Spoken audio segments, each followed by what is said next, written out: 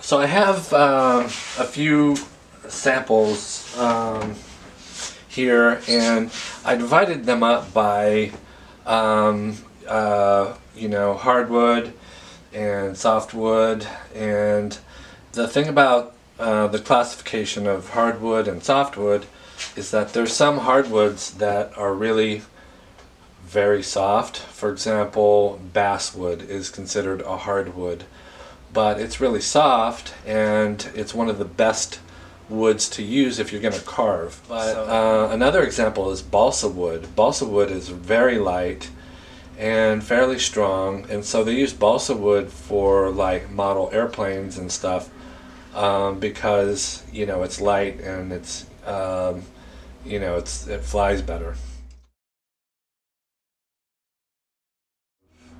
It's not that great of a carving wood because it's spongy, and so you end up pushing in wood instead of actually cutting through it.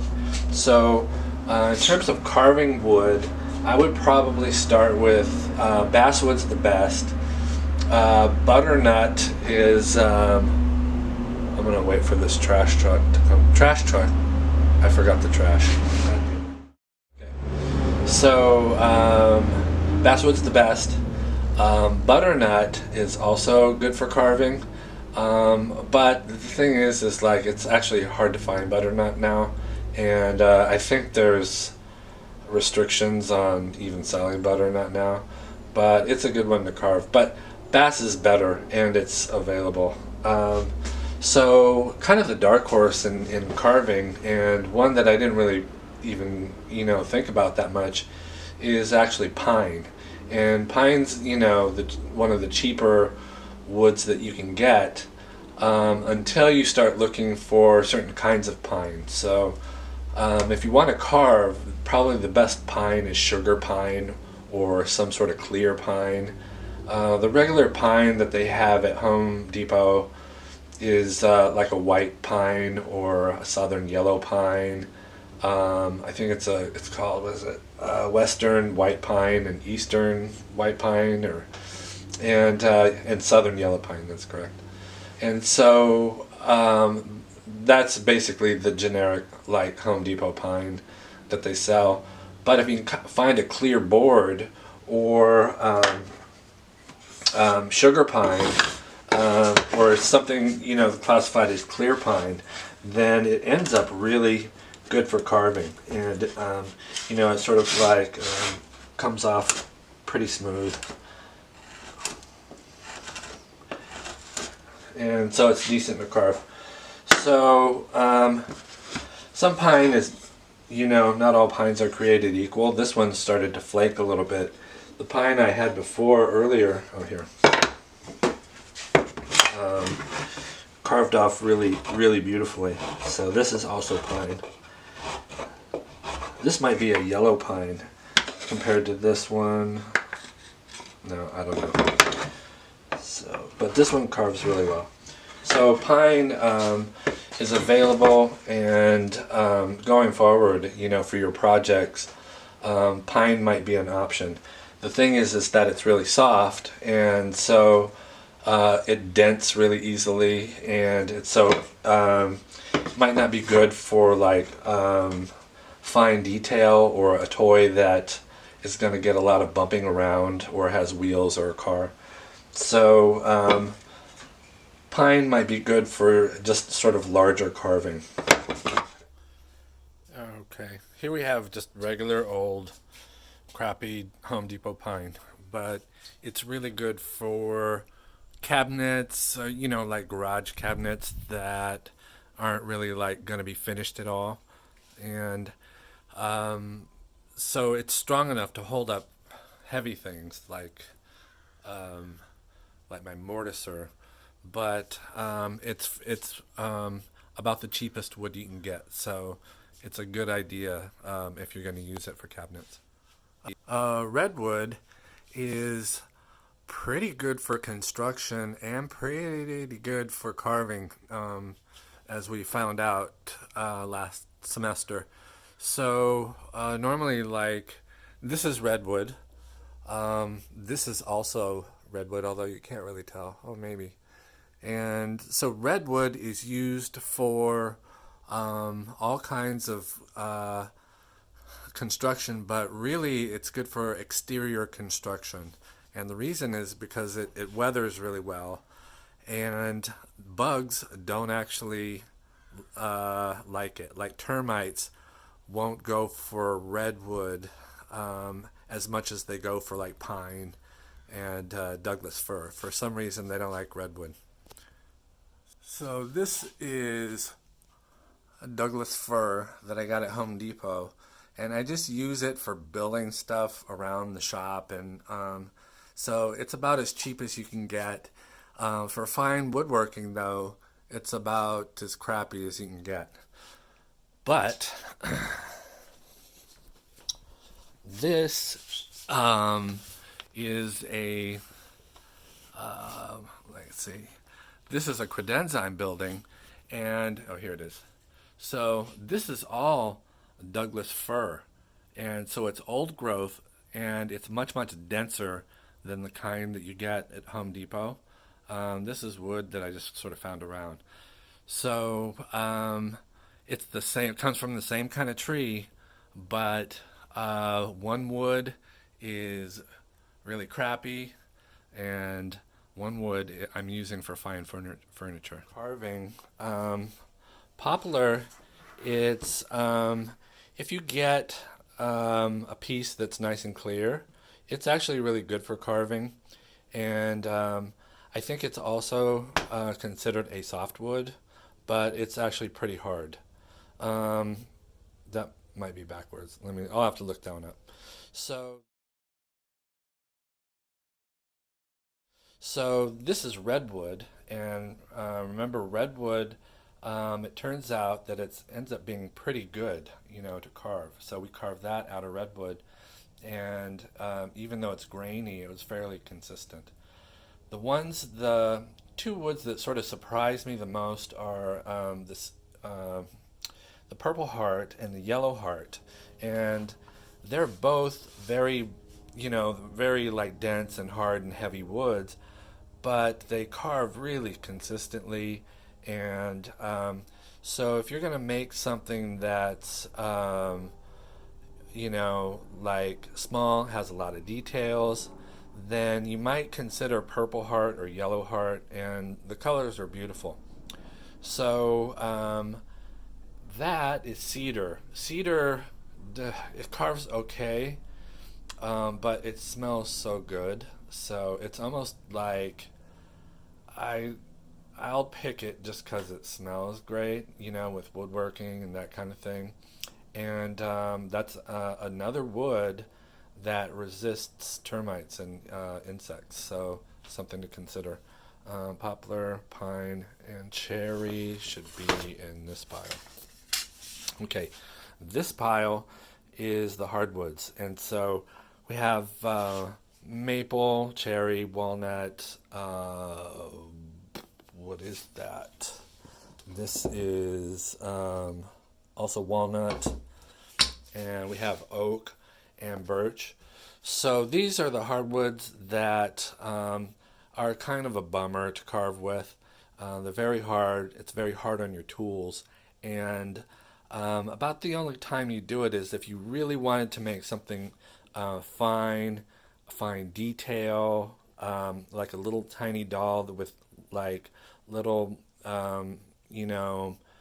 facial features that you wanted to get. So the hardwoods will take detail much better than some of the sort of medium woods or softwoods. And that explains why a lot of toys like the Thomas the Tank Engine, railroad tracks are made out of maple. Kids' toys, a lot of them are made out of maple just because it's so strong. Like baseball bats are made out of maple, I think, and hickory. I also think, I don't know if they use it so much now, but they used to make it. It used to be always hickory and ash. So it's a very hard wood. It's a hard wood to like dent and carve into. But if you have time, one of the overriding factors about all the density and the difficultness of carving is the tools that you're carving with. So, if you have a giant angle iron and you're just going away with like a five tooth, grinding disc, it's going to go pretty fast no matter what. But if you're just using hand tools and stuff, it's going to take you an inordinately long amount of time to work with a hardwood. So unless you're doing something small or you have a Dremel tool, then I would just go with medium wood. So again, to recap, poplar is nice. The redwood was surprisingly nice. Purple heart, yellow heart, both worked. The cedar just smelled great, and the pine might be the cheapest solution because it carves, you know, pretty easy, and it's the cheapest of all of them. So maybe the only ones to like really avoid. I have a piece of cypress, and I don't know if it's just my piece, but it's really chewy and stringy and sort of dry and it's chippy. And so it's kind of a bummer to carve with. And it's the same with Douglas fir. Like if I was trying to carve, the two by fours from Home Depot, a lot of that wood it's just like really inconsistent and kind of hard to deal with. So that's it. Oh, one more thing. Um, if you want to try out different woods, you can go to Rockler and Rockler, or you can order these on from the internet.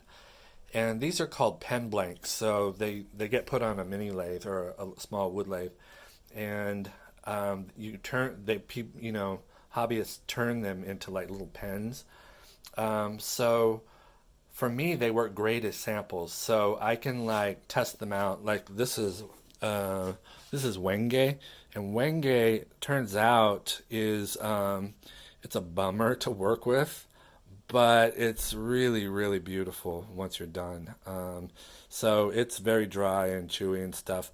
But this was a pen blank, and you can get them for a couple bucks, and it's kind of a good investment because you can test them out.